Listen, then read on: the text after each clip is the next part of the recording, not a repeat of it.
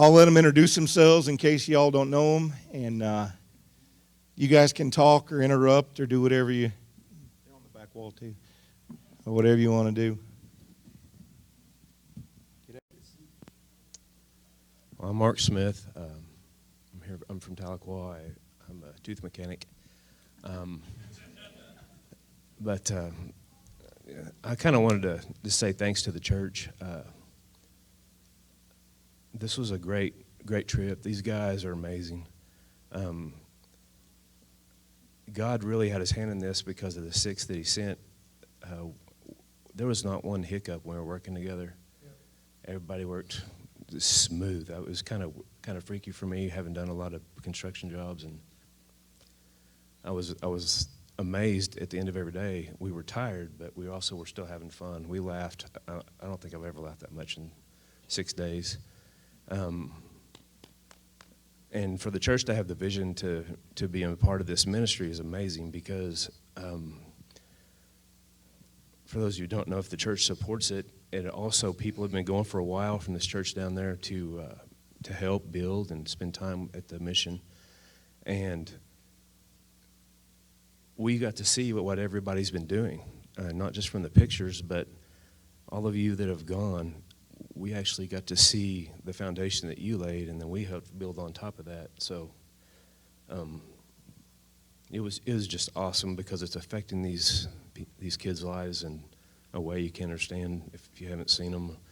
Scott and I, we work for the sheriff's department, and we've been in some interesting situations. We've seen some very bad things, and that's all around the world. Evidently, we have to see that. But what the church has invested in and continues to invest in has given these kids a chance.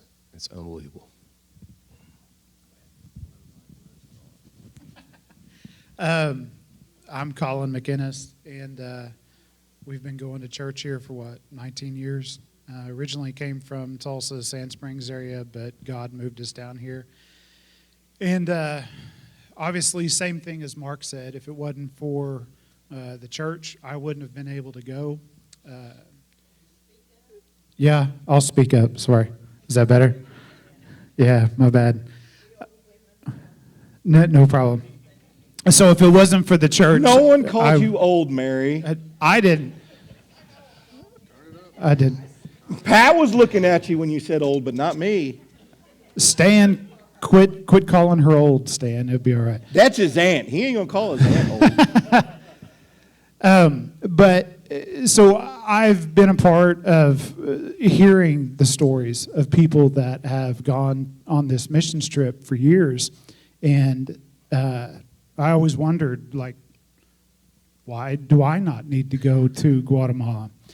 And it was one of those things that I prayed about for a long time of, why am I not called? Why do I not feel overly pushed to go? Because I hate flying. I don't like flying. And actually, it's the fear of falling out of the sky in an airplane that really, really bothers me. It's the fear of not flying. 'Cause, everybody says, oh, it's safe travel. But, in a car wreck, when you get in a wreck, sometimes it's instantaneous. You don't know it happened. In a plane, you get to ride that thing all the way down the ground. So anyway, I got on this kick of why do I not feel overly led? So I started praying of God to, if I'm supposed to do this, I really need you to push me out of that nest, push me out of my comfort zone.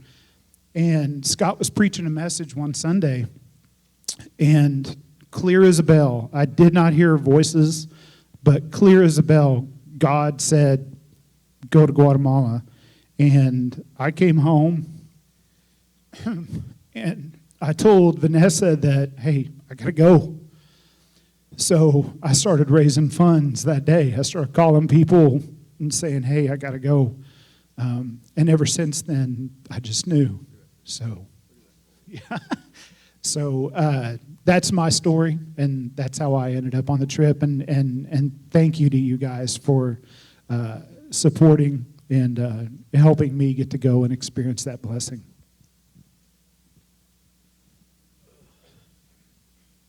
My name's Hanson McCollum. Been a member of the church for 6 years or so. Louder. Louder. Oh, goodness. Okay. Jamie's going to have to turn up your mic. I've been a member for about 6 years or so. This is my third trip to Guatemala. Each trip is special in its own way. This trip was really special to me because of Colin and Brian, really close friends of mine that both got to go. I just want to thank Chop God liver. and church for supporting us. Just chop liver over here. It's okay. Oh, yeah. You and your friends. Yeah, those guys too. Yeah, exactly. That's why I'm sitting here. But again, I give thanks to God for allowing us to go, and it is a truly special place. Do you like that picture there, Allison? Yeah. That was the one where you were laying on the ground there. I was hot. No, not that kind of hot. I was in both places. Nice. My name's Brian Duvall. Speak up. I was one of the ones that was peer pressured into going. I am a homebody, not a flyer, but was very blessed by this trip.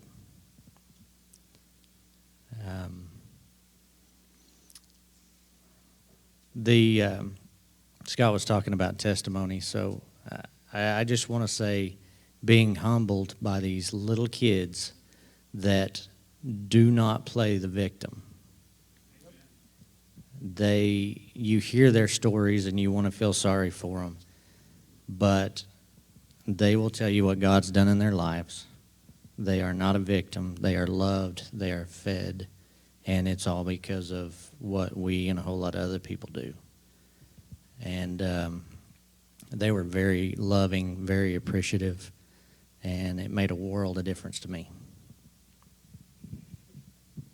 My name is Adam. I'm a Virgo. I like long walks on the beach and chocolate. Oh, wrong meeting. Sorry, I apologize. This was my second trip to Guatemala. Like Scott said, I really wasn't called. I didn't feel like I needed to go, mainly because it was construction, and my construction abilities are so overwhelming. You're more deconstruction. Yeah, exactly. So when they said, hey, we're going to go build a couple of rooms by welding and stuff, I was like, have fun, because I don't do that. And this guy said, okay, we're going. I said, all right, here we go. So anyway, I got to go to Guatemala, and I was so blessed. And now that I know, I realize why I was called to go, or why I was told to go. For me to remember that God is God everywhere. Sometimes I get in my little bubble and think that only God is here, only God is working here, that we're blessed. Anybody outside of our bubble, I hope they can come in our bubble, because we're getting blessed and they're not. And then you go down there and you see the power of God and what He's doing. And then you see the courage of these children, and not just the children, but all these adults who have no qualms saying who God is. Yep. And we're blessed that we live in a Christian area, right? They have other religions down there, that other traditions and other history that comes into effect there, and they still stand up for Christ. So that reminded me of that. And also, anytime I can go down there and see those kids, it breaks me. So that was a very humbling situation as well. Except for that one little girl had to kick in the knee because she called me fat. But other than that... She didn't call you fat. She said gordo. Yeah, she called Colin fat. I was very fat. So, but I kicked her in the knee, and we got that settled. Ouch. You She better only, not she only call, said it once. better not call him fat. That'll fix that problem. It was fine until Colin told him what it meant. He thought, oh, I got a new nickname. I'm El Gordo. That's fine. So they call Scott El Guapo down there. So Scott walks into the orphanage and they're all like, El Guapo, El Guapo. And you guys, I'm sure it came from the Three Amigos reference, but El Guapo means the good looking. And so Scott comes in and immediately all these kids, because what a fine specimen Scott is. A monument to fatherhood. Absolutely. So Scott sent money down early to have the kids say that when he walked in. Let's get that out there right now. There you go. Candy. So they're all, El Guapo. So we don't have nicknames, and we're sitting there one night, and the story that Adam was referring to, I've got these 4 little girls, and they hand me this book, and I'm thinking I can't translate this book from Spanish to English. I can read through the book. So I start reading, and I realize, hey, there's English translations right underneath this, so I can at least know what in the world I'm talking about. And so as I'm reading, this girl interrupts me, and she pokes me in the belly, and she goes, Gordo? And I said, yeah, because my broken, limited Spanish, I at least know that, yeah, I'm fat. And so I kind of smile, and then she looks over at Adam, because she's kind of sitting right here. Adam's on the edge of the couch, and she goes, mucho gordo. And I couldn't help but laugh. And Adam goes, why are you laughing? And I said, she just called you very fat. And he was like, hey. And so then they started kind of playing that, like, El Gordo, El Gordo.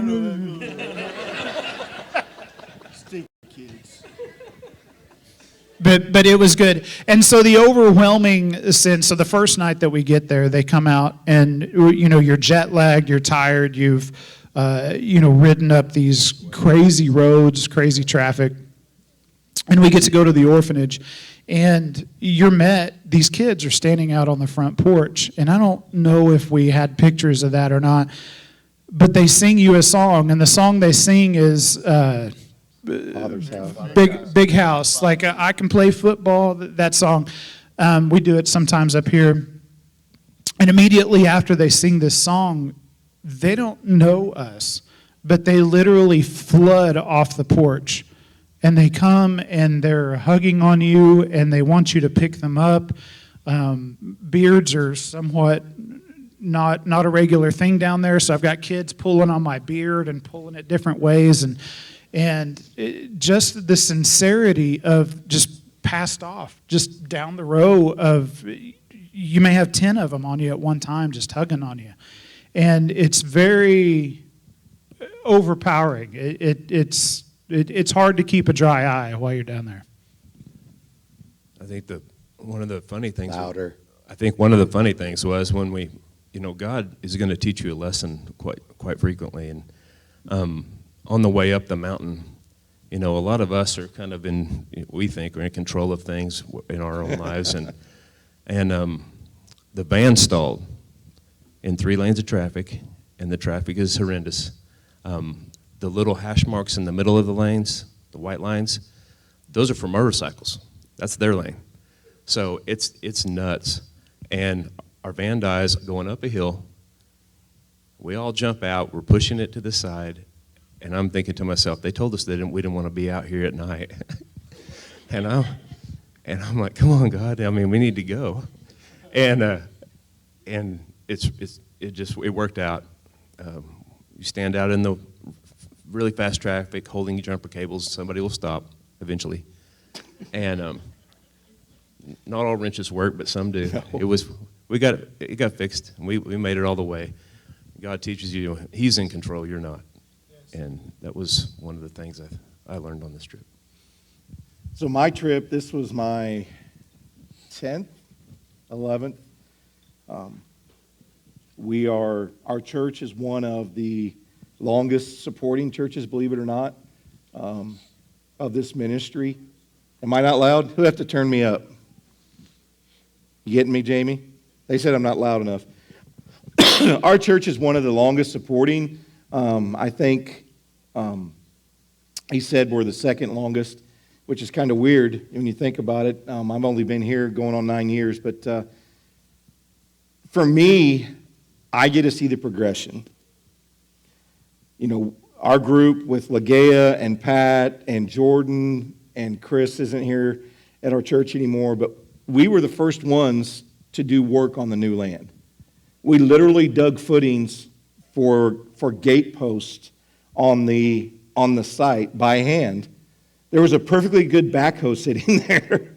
Nope, we're digging by hand. But we were the first ones to come out and help on the new land and to now see it. I think Hanson's first trip and George's with the boys, we laid the floor in the garage. That Adam's first trip, we had worked, and Brian, you were there when we worked on all the metal that went into the rebar to build the garage. You know, we can just see how everything has progressed and how it's coming together. They have 3 buildings up. The big, huge garage, the Casa de Mi Padre house number 1 is done, and that's where Cole, who is now running the orphanage, Shane is more like a supervisor, grandfather figure now.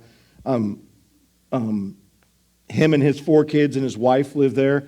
The second house is nearing completion. They're running electrical and stuff, but the roof is on, the walls are done. You can kind of see the pictures there. But just seeing how far things have come. Seeing the boys, that when I saw them, they're not very tall to begin with, but when they were little, and now they've aged out, and they're actually serving and going back and helping at the orphanage or other stuff, it's just amazing. It's just amazing. These guys did great. It was a fun trip. And we laughed a lot, sometimes at Adam's expense, sometimes not. But it really was a great trip. Jerks. The trip coming up this summer, I don't know how much construction we'll necessarily do. We have done several construction-only trips. This was a construction-only trip. This summer, it looks like by the people signing up, we'll be doing more work around the orphanage or with the kids maybe. You think, well, it's the summer, well, they'll be out of school. They're not out of school. Their school schedule is a little bit different. They are homeschooled now because the school that they had supported, it didn't work out, so they do a lot of homeschooling now with curriculum and stuff. But if you've never been, I invite you to take the chance to go. If you want to wait until we have a construction trip, usually those are at different times. Whenever he needs us is when we go. This trip was birthed out of our trip last June when he's renting that place we stay in, and he needed 2 more rooms because he's going to start being the halfway house, if you will, for boys that age out of the orphanage before they can truly be on their own. And as you can see from the pictures, we were able to we constructed the trusses for the roof, welded everything, put the tin on, and got the walls all up. So all they have to do is run their electrical, they spray concrete on that wire mesh on both sides, and then they'll do a floor, and it'll be ready for them to move into. One room is going to be Shane's room for him to live in. It goes right into the kitchen. Those of you that have been there before at the new place, his room kind of comes off where the kitchen is. And the other boys that have aged out, they have a room right next to them. So that's what we were able to do. Your money did not go to waste. I didn't realize that you can't take things back at Quatamala. You just assume I buy things I can take. No, I had him get a couple extra panels because we ran out of panels, those foam panels. And I'm like, well, you can take them back now. And he goes, not in Guatemala. Enix doesn't know English, and I don't know Spanish. Enix ought to know it. I've been there so many times. We've been together on all these things. But so he's got some extra panels now because they can't take things back. But guys, this trip, it really doesn't push you that hard except for you to take the step of faith to do it. Amen. And did I misrepresent anything on that? No. Did you guys, was there any time? Oh, I take that back. There was one time we kind of felt unsafe, wasn't there? Well, yeah, the way the hotel. So they tell you not to. I was ready. Shane says don't be out after night, and we're going Monday. We went to Antigua. We had to work Monday morning, waited for the panels to come in, and we're heading to Antigua. From Antigua, we're heading to Guatemala City to our hotel. Since we have our flight, we had to be at the airline at midnight, so we don't need a hotel room for that long. Shane got the lower expense hotel. Those of you that went in June, we were at a nice hotel. You turn on the shower, and it just gushes you, right? Oh, this is the only hotel I've ever been to. On both of my Well, trips. sorry that you didn't get the good hotels. No, it was the same one, but it's the lower one. There's nothing wrong with this hotel. Apparently, it's lower than the other one. But the other hotel, you've got a McDonald's right next to it, Pizza Hut's across the street. I'm saying the other hotel, it's for the nicer folks. The rest of us go to this one. So now I have no friends and I'm not nice. Okay. Did you hear that? Did you hear you've got family? Yeah. Yeah. Yeah. Love you, Alex. So anyway, we're heading to this hotel, and Cole goes off Google Maps. Mind you, it's about 5 o'clock. It's getting dark. And he's going off Google Maps, and they reroute him because traffic is horrendous. Now, I told these guys the worst thing about traffic is all of the emissions, because there's no emissions control in Guatemala. They take that stuff off the car when it comes down to Guatemala, and they repair it before they sell it to you, okay? So sitting in traffic, you usually have noxious fumes. We are going down back roads in Guatemala City. I've never been down back roads in Guatemala City. My window's down because there's no air conditioning in the van. We start pulling into some places, and my window's going up. And I'm asking Cole, are you sure this is the route? Yeah, Google Maps won't lie. We go across the road that I know is safe. I'm like, maybe we should get back on the main road. No, let's trust it.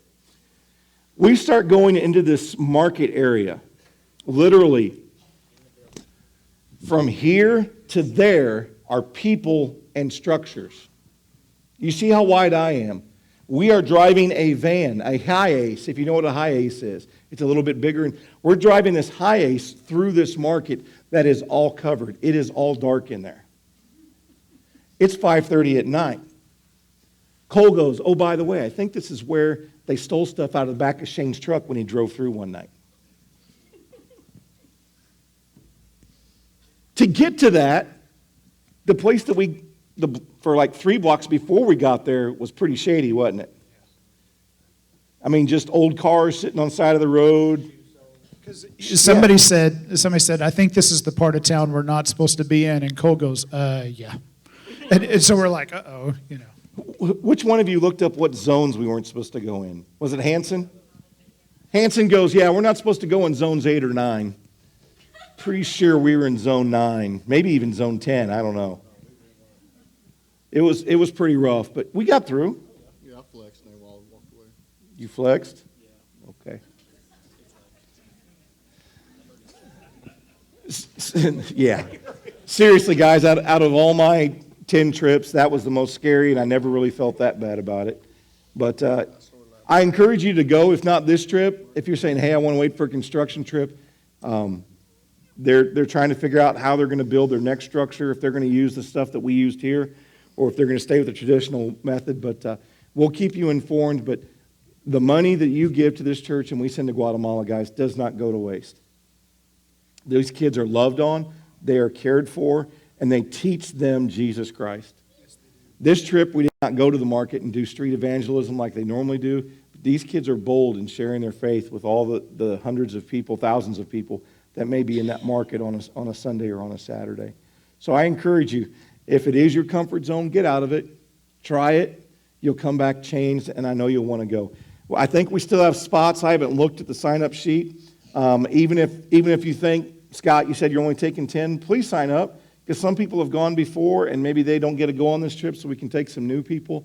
But we'd love to have you go and experience what God does inside of you and through you on a missions trip. So, in closing, what was one thing that God showed you about yourself from this trip, guys?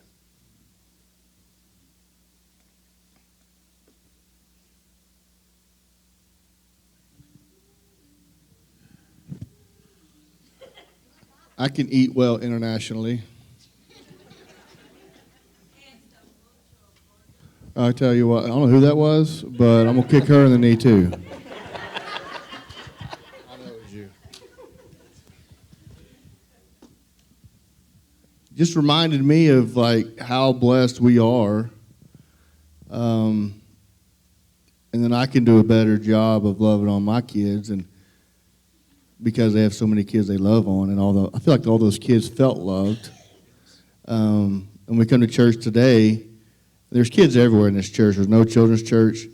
And sometimes they get loud, sometimes they get rambunctious, and they're doing their coloring and they're doing their phones or whatever. We're just, as parents, you're hoping they just stay quiet. But at the end of the day, if they're in church, even if they're loud, it's a blessing because they're in church. And sometimes they can be loud and disruptive a little bit, and you can just correct them and we move on. But I love the sound of kids in church. And so that was another thing that just kind of reminded me about that. I think for me, it was when God tells you to do something, you better do it. And he answered my prayer more so than I've ever felt God's presence before. And I kind of understand what Abraham went through when God said, just go. And he's like, okay. I had no idea how I was going to get down there. And God supplied every single need that I possibly needed to go on this trip. And I think the second biggest thing was how big family is. These kids come from absolutely terrible, terrible situations. But inside that orphanage, these kids that are next to them aren't blood brothers, blood sisters, but they are 100% family, and you can see them loving and taking care of each other. And with just a few adult staff, it's just amazing how important family is to those guys.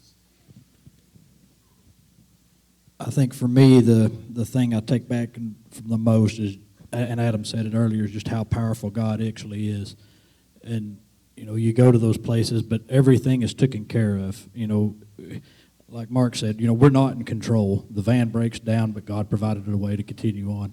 But not only that, even back home. I mean, for me, it was, it's hard as men to leave home not knowing, everything's going to be taken care of, but everything at home is taken care of. Everything is okay. And that really, really for me.